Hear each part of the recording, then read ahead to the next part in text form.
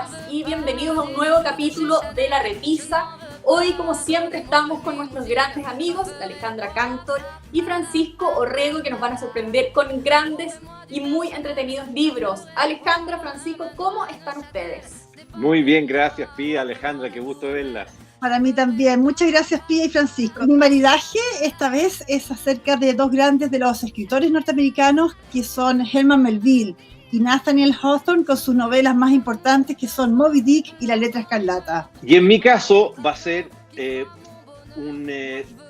dos libros muy entretenidos, muy distintos, pero con una temática similar. Uno es Una librería en Berlín, que es una autobiografía, por así decirlo, de la librera o librería François Frenkel, y por otro lado, El Papa de Hitler, que es una biografía sobre la historia de Pío XII por el escritor inglés John Cornwell. Eso es mi maridaje. Bueno, partamos entonces con la Alejandra y sus norteamericanos.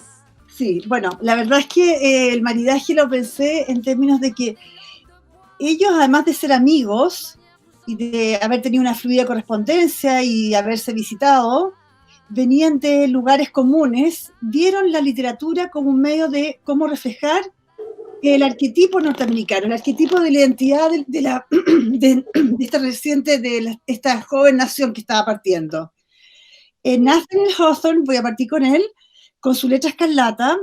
Hay que saber que Nathaniel Hawthorne nació en Salem, y que era una parte de la Nueva Inglaterra, una cultura muy puritana, y él ubica su novela partiendo de alguien que está en una aduana y que encuentra esta historia de una mujer de hace 200 años, que es la protagonista, quien es castigada por la sociedad, que es el coro, la comunidad, para llevar, y obligada a llevar, condenada por el adulterio, a llevar una A de adulterio pegada en cada una de sus vestimentas mientras circulaba, y siempre, permanentemente.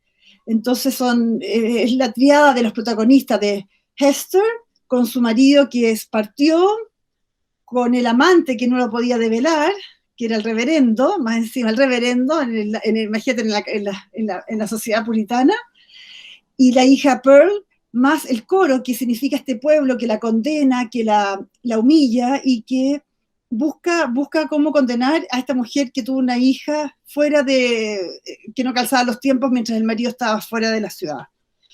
Es dura, es muy dura, busca la expiación de la protagonista.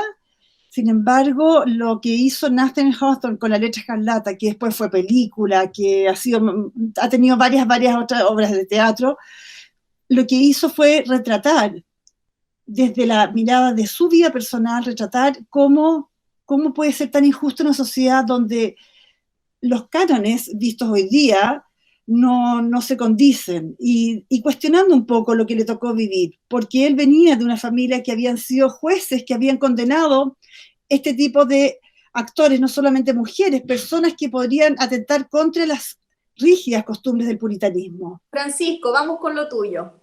Bueno, mi maridaje en el fondo son dos caras de una misma moneda, y ya lo voy a explicar por qué. Y voy a partir con la cara amable, con la cara bonita, por así decirlo, dentro de la tragedia. Esta primera libro se llama Una librería en Berlín, como les comentaba, de François Frenkel, que es una autobiografía, casi como un libro de vida. Este es un libro que fue editado en Francia el 2015, luego el 2017 llegó a Chile, fue fenómeno en las ventas en su minuto. Pero lo interesante es que es un libro que fue rescatado, porque si bien había sido publicado originalmente el año 45, no fue hasta el año 2010 en que un ejemplar fue encontrado en una venta de los traperos de Maús en la ciudad de Niza. Y a partir de eso lo reeditaron, lo tradujeron, tiene un prólogo de un premio Nobel, y se trata de la vida de esta polaca de origen judío que se radica en Francia luego de haber estudiado y haber recibido de sus padres el amor por los libros, y cuentan cómo fue toda su juventud e infancia alrededor de los libros y de la cultura que le inculcaron sus papás. Y, y finalmente ella decide abrazar por vocación el tema de las librerías o de las bibliotecas. Y así lo define como una vocación. Entonces, entre sus múltiples viajes alrededor de Europa, observaba que en todos los lugares donde iba había una librería o se vendían libros franceses en distintas librerías. Pero llegó un día a Berlín y se encontró que en ninguna parte habían libros en francés, ni menos una librería francesa. Y por lo tanto decide fundar, como en la década del 20, la primera librería francesa en Berlín. Y es un libro, más allá de la historia cronológica, muy bonito. La verdad es que yo he leído y me encanta toda la temática del Holocausto, leo todos los libros, veo todas las películas, pero es primera vez que me encuentro con una, no primera vez, pero me llamó poderosamente la atención que aquí no hay ese lado triste, oscuro, siniestro, que muchas veces se describe este fenómeno, sino que por el contrario, hay una descripción contada en primera persona, obviamente, de mucha esperanza, de mucha fe, de mucho amor, de mucha generosidad y de agradecimiento. Y es la historia de esta mujer que finalmente con el surgimiento del nazismo tiene que cerrar su librería, emigra a Francia, le toca vivir todas las penumbres de la invasión alemana en Francia y finalmente con el apoyo de la gente del pueblo francés, los franceses comunes y corrientes de la Alta Saboya, muchos de ellos, la gran mayoría por decir, y si no todo, de origen católico, fue custodiada, guardada, recibió mucho amor y cariño y ella lo manifiesta permanentemente en el libro, es bien emocionante en realidad. Y finalmente, después de varios intentos, logra cruzar a Suiza, donde se salva, y a los X años después escribe este libro. Finalmente, ya terminada la Segunda Guerra, ella vuelve a Niza, se radica en Niza y muere. Muere como el año 60 y algo, si mal no recuerdo, por ahí, sí, más o menos como el año 60 y algo. Perdón, 75, aquí estaba mirando mis notas. Así que es un libro muy bonito, una mirada muy, por así decirlo, tierna y dulce de una tragedia que, ¿no es cierto?, que a muchos de nosotros hasta el día de hoy nos duele en el alma. Eso. Perfecto, muchas gracias Francisco, no lo había escuchado para nada, así que va anotado aquí, Qué bueno, está por qué leer, bueno. que ya Nunca es tarde. eterna. Y sobre todo que este libro, como te dije, a mí me lo regalaron para el cumpleaños del 2017, cuando salió, y como suele suceder, yo nunca me leo los libros al tiro, sino que van acumulándose, y este lo logré terminar esta semana. Así que recién lo leí, 3 años después. Bueno, a veces pasa. Sí. Aleja, vamos contigo ahora. Bueno, la verdad es que el maridaje lo complemento con uno de los libros que para mí puede ser de los más importantes que he leído en mi vida. Y no solo eso, son cuando te preguntan si te vas a una isla, si te vas a un lugar que solamente puedes llevarte 10 libros, Moby Dick siempre ha estado en mis listas desde que lo leí hace, no sé, 15 años atrás. Moby Dick es una mega historia de 800 páginas. Esta es mi edición, que está además con dibujos fantásticos, como puede ser estos. No sé si lo ven. Los dibujos que dibujó junto con Melville el dibujante Scott Stockton. Bueno, parte con esas frases que hacen de las novelas algo único. Llamadme Ismael.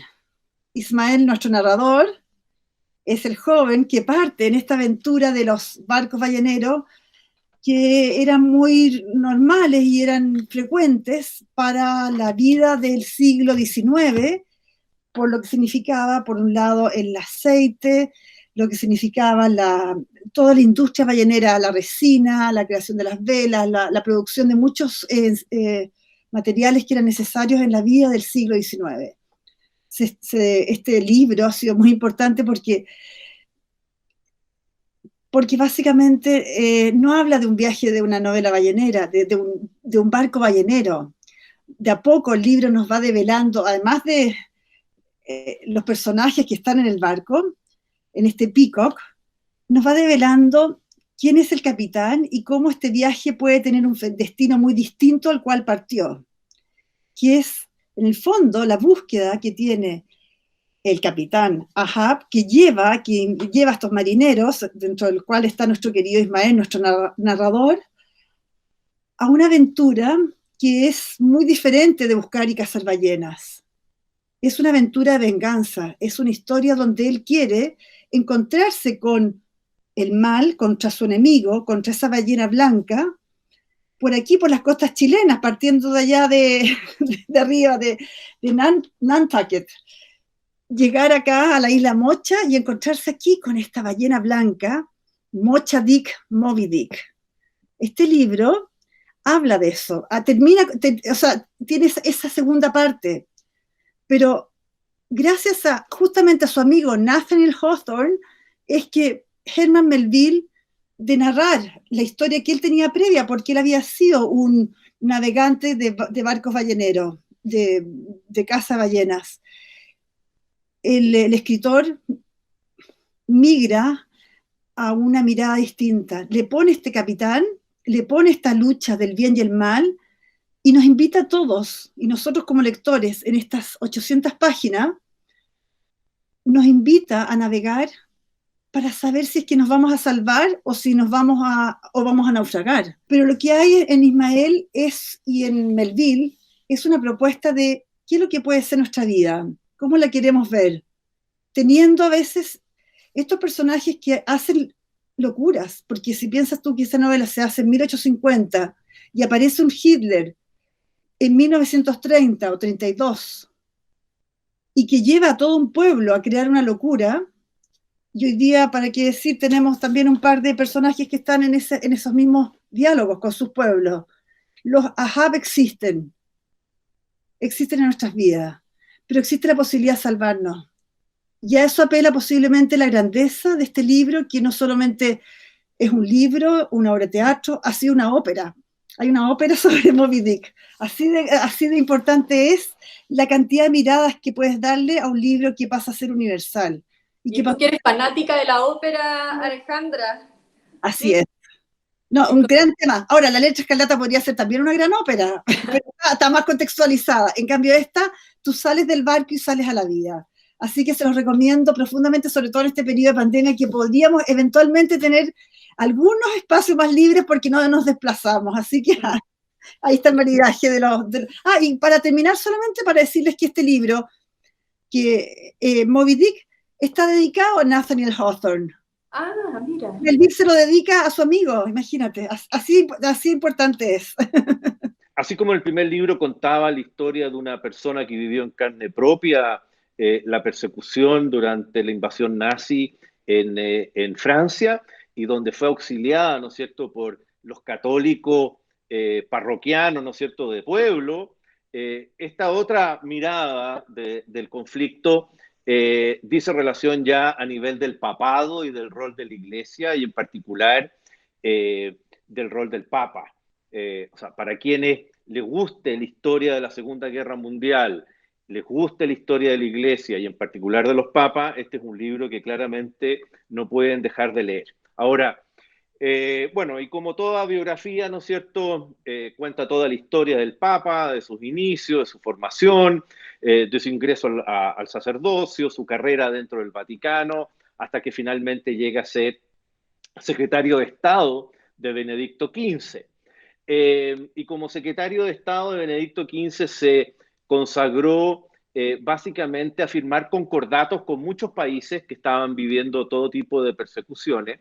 Él, a su vez, había tenido una posición muy relevante dentro de la Iglesia Católica Alemana, y de alguna manera el libro y se llama El Papa de Hitler, no porque Hitler lo haya designado, y en eso el autor lo aclara, ni que haya habido algún tipo de secreto simpatizante o que haya sido un instrumento, sino que más bien, y el mismo autor lo viene a aclarar en alguna parte del libro, hacia el final principalmente, de que en el fondo Pío X fue un papa ideal para los planes de Hitler, o que bien le hizo fácil la pega a Hitler, y esa es la gran crítica que se le hace al Papa Pío XII, en el sentido de que no tuvo él una actitud de condena enérgica en contra de las violaciones y de las persecuciones de los judíos, particularmente en Alemania y luego como papa, ¿no es cierto?, porque sucede a Pío XI, que tuvo un papado muy breve. Lo concreto es que dentro de esta política de firmar concordatos, entonces de alguna manera, y al firmar el concordato, la Iglesia Católica de alguna manera se compromete a salir de la política alemana, a abandonar el Partido Católico Alemán, y de esa manera empieza a tomar el control Hitler.